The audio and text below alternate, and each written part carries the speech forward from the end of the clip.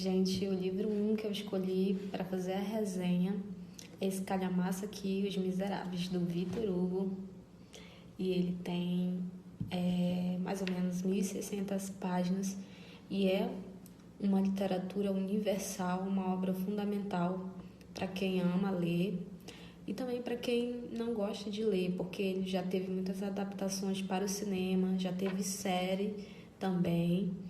Então, é um livro fundamental, porque quem são os miseráveis? Os miseráveis são aqueles marginalizados e estigmatizados pela sociedade em todos os tempos, seja os encarcerados, sejam as prostitutas, sejam os mendigos. Então, esse livro ele vai tratar justamente disso e de como esses personagens eles foram criados, concebidos de uma forma muito complexa e muito linda pelo Victor Hugo. Ele também era político e ele era muito ligado com as questões sociais da sua época. Então, aqui nesse livro a gente vai ter a história do Jean Valjean. Ele é o personagem principal, mas a gente tem vários outros coadjuvantes aqui muito interessantes. Tem a Fantine, tem a Cossé, tem o Bispo Muriel, tem o Marius, tem o Thénardier, tem o Javert. Então, quem era o Jean Valjean? Ele era um cara, né, uma pessoa que era humilde, e um dia, ele vendo seu sobrinho passando fome, ele pega e rouba um pão. E ele é preso por isso, por esse roubo, por esse furto, e ele pega uma pena de 19 anos. Então, quem prendeu ele foi o Javert, um cara que vai perseguir ele durante toda a sua vida e que vai ali, né, prejudicá-lo de alguma forma, em algum ato que ele cometer. Então, isso é muito interessante porque mais tarde a gente vai ver, vai aparecer o Javert de novo e de outra forma, com outro olhar. Então, é muito forte a história dele, porque logo depois, quando o Jean Valjean cumpre sua pena e é solto, ele é liberto e com um papel onde ele for, ali está registrado o passado dele, e quando ele mostra isso para alguém, vem lá que ele é um criminoso, e ninguém quer dar um emprego para um criminoso. Então, ele fica sem abrigo, sem ter para onde ir, sem destino.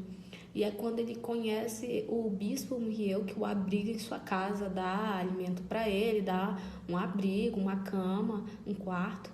E aí, quando é de noite, né, o Jean Valjean, ele tinha maldade dentro de si, ele ainda não tinha sido converso. Então, o que ele faz?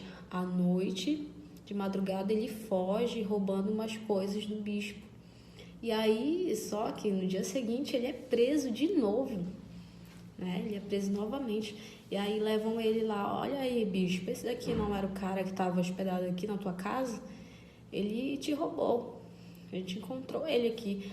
Aí o bispo fala, mas Javert, mas Jean Valjean, você esqueceu dos castiçais. E aí o Jean Valjean não entende, né? Mas como assim? O padre, ele resolve, né, perdoá-lo, né, com essa atitude, chamando de amigo até, né, só para o Jean Valjean não ser preso novamente. Então, na verdade, o que ele faz é um princípio de Jesus Cristo, né, de quando você oferece o perdão para o pecador, para o erro de uma pessoa, você está permitindo com que ela tenha a oportunidade de ser regenerada. E foi isso mais tarde que aconteceu na vida dele. Depois dali, o Jean Valjean sai e totalmente assim, anestesiado com essa atitude, não entendendo nada. E aí a vida dele muda drasticamente. Ele se torna um prefeito de uma cidade, ele muda de nome, muda de cidade. E aí ele começa a ajudar as pessoas, né? Totalmente ele mudou da água para o vinho. E aí ele ajuda as prostitutas, e é quando ele conhece a Fantine, né? Que é uma menina que ela foi enganada por um rapaz, né? Ali ela pelo príncipe encantado dela. Então, esse rapaz, né, a engravida, e aí ela fica, né, sem eira nem beira com essa criança. E aí ela deixa essa criança lá na casa do Thénardier, que é um cara mau, um vilão da história também, junto com a esposa dele. E essa mulher, essa criança, essa filha da Fantine, ela vai sofrer muito a Cossé, que ela vai ser criada com uma rigidez muito grande, sem qualquer consideração. E aí a Fantine, ela vira prostituta para mandar enviar pelo menos algum dinheiro para a filha dela, né? Porque ali ela já não tem mais o que fazer, ela vende os dentes, vende o cabelo, vende tudo que ela pode para poder ajudar a filha dela. E infelizmente ela acaba virando prostituta. Então, gente, o Ravel, o Jean Valjean, ele vai e ajuda a Fantine, faz uma promessa para ela, né? A Fantine morre e ele faz, né, no leito de morte, faz essa promessa dizendo que vai encontrar a Cossé e vai ajudá-la e vai cuidar dela pro resto da vida.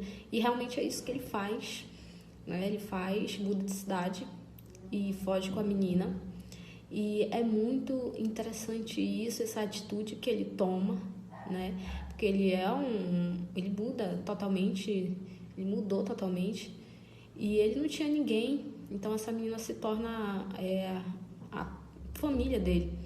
E aí, depois quando ela cresce, né?